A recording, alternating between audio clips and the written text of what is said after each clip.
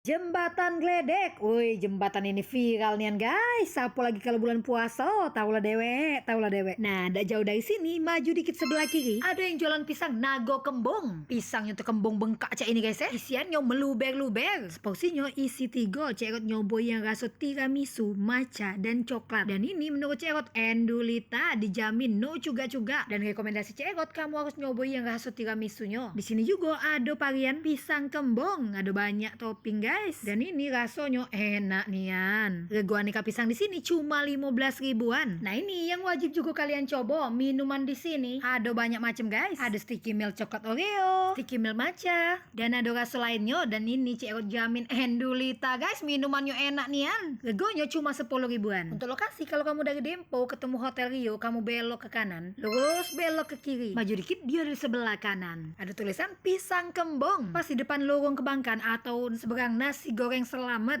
Tunggu apa lagi, mampirlah.